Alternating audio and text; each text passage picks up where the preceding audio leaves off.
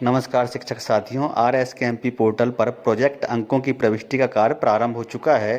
तो आइए हम प्रोजेक्ट अंकों की प्रविष्टि का लाइव प्रोसेस देखते हैं। तो सबसे पहले हम गूगल में RSKMP लिखकर टाइप करते हैं। अब जैसे ही हम सर्च करते हैं RSKMP तो ये पहले ही विंडो खुलती है। पहली विंडो को हमने टच किए तो इस तरह का इंटरफेस हमारे सामने ओपन हुआ। अब हम इस पे यूज़र नेम और पासवर्ड डालते हैं। यूज़र नेम शिक्षक का यूनिक कोड और पासवर्ड उसका डेट ऑफ बर्थ होता है। फिर हम उसमें कैप्चर कोड फिल करते हैं और लॉगिन होते हैं। हम जैसे ही लॉगिन होंगे इस पे तो इस तरह का इंटरफेस हमारे सामने ओपन होगा। यहाँ कक्षा 5 एवं 8 वर्ष 23-24 को टच किए तो ये नया ऑप्शन ओपन हो गया है, मार्क्स एंट्री का। प्रोजेक्ट मार्क्स एंट्री जैसे ही उसे टच करते हैं तो इस तरह का इंटरफेस सामने ओपन हुआ। यहाँ पर हम क्लास सिलेक्ट कर लेंगे। क्लास 5th और 8 दिया रहता है, तो जिस भी क्लास के बच्चों के मार्क्स एंट्री करना है तो हम उसे टच करेंगे। तो हमने 5th क्लास के बच्चों के एंट्री करना है, इसलिए उसे टच किया।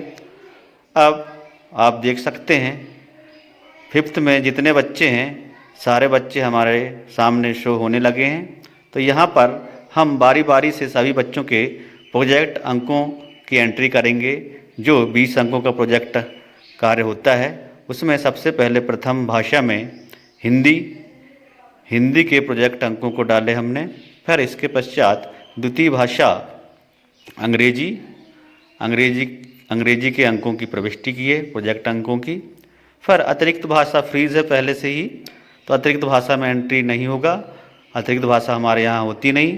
तो अब गणित विषय में हम यहाँ पे प्रोजेक्ट अंकों की एंट्री करेंगे। अतिरिक्त भाषा जो मराठी या उर्दू जो लिया हुआ रहता है उनके लिए ही अतिरिक्त भाषा। अब यहाँ पर गणित के अंकों की प्रविष्टि के बाद हम पर्यावरण अध्ययन के प्रोजेक्ट अंकों की प्रविष्टि करते हैं। तो इस तरह से हम सभी बच्चों को बारी बारी से इसमें अंकों की प्रविष्टि का कार्य करेंगे।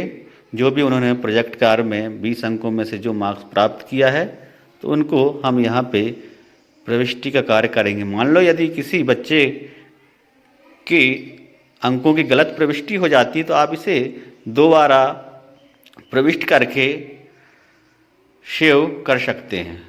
तो इसमें सुधार का ऑप्शन है। हम सभी बच्चों के अंक प्रविष्ट करने के बाद वेरीफाई एंड सेव में जैसे ही करेंगे, वेरीफाई एंड सबमिट में, तो इस तरह का इंटरफेस ओपन हुआ। फिर ये जैसे ही हम लाल space yes I am agree को टच करें तो ये जानकारी सेव हो चुकी है।